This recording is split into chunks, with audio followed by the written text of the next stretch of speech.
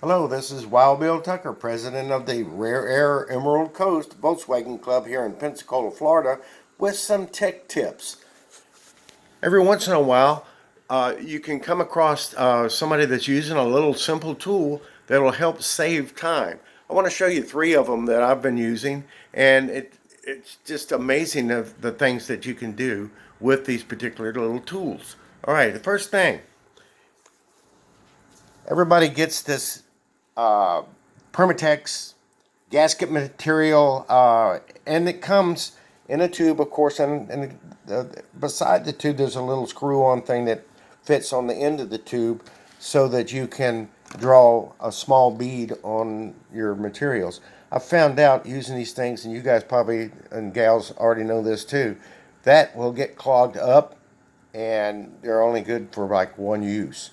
But without snipping the tip off and leaving it intact, I found out because it's in stages, you can insert it into a fuel hose like I'm doing right now and push it up to where it meets the diameter of the hose and a little bit further. And being fuel and oil resistant, you've got a nice plug for your fuel hose. Of course, you probably have it clamped off and undo it from a filter or whatever, but as a backup to make sure that your clamp doesn't get knocked off and you drain your fuel tank, that's a handy little tool right there. Also, while I've got this little piece of rubber hose out here, you'll notice I've got a spark plug screwed into it.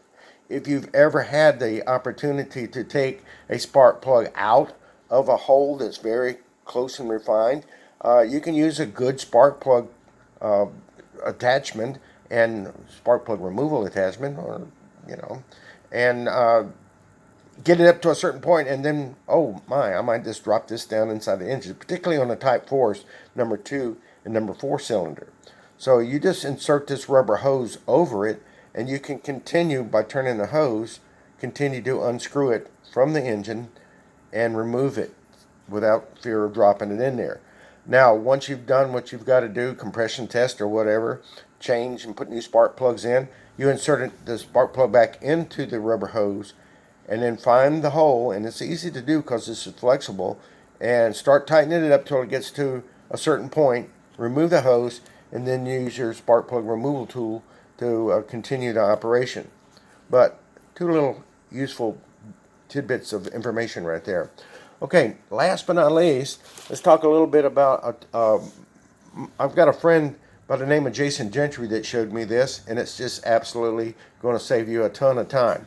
Now, this is a PIC 34 carburetor, and sometimes the jets, the idle jet on this side over here, get plugged up. You unscrew it and clean out the passageways or whatever. But what about the main jet? The main jet's buried deep in the center of the carburetor, and there's only two accesses to it. The first access, if you think about it, is take the 5 screws out, lift carefully so you don't tear the gasket up, and then you can see the jet right there in the center. Kind of hard. Oh, there we go. All right. And then you still have to take this plug out on the side. But what about if there was a way that you could do it without taking the top off of the carburetor? Okay. Well, once you've got this plug out and all the fuel has drained down, you can insert a screwdriver into the carburetor, and it goes into where the jet is at, and you can unscrew it. Well, there's always that fear that that thing is going to fall off, or it's not going to get right, or it's going to go off to the edge, and then you'd have to take top of the carburetor off anyway. But take a look at this. You take a bamboo skewer, pretty heavy duty, stout looking toothpick thing, and insert it into the hole. Once you've unscrewed it to a certain point, you insert it into the fitting because the jet has a hole in the end of it, and you grab stick that in there, and then you unscrew it, and you can see by this illustration right here, you can take out that little jet, clean it up, clean up the passageway inside of it, and then go to reinsert it back in through the side cover, like we're looking at right now, and get it started, and then tighten it up with a screwdriver. So that's a pretty interesting bit of information to have in your toolbox, that's for sure.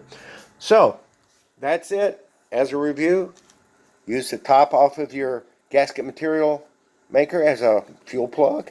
Use the other end of that for inserting spark plugs, and then use a bamboo skewer for effectively removing that main jet in there, because it, like I said, has a hole in it, and you just jam it in there a little bit. Once you've loosened it up and it's just about ready to come out with a screwdriver, you can take it out all the way with that and reinsert it with that bamboo.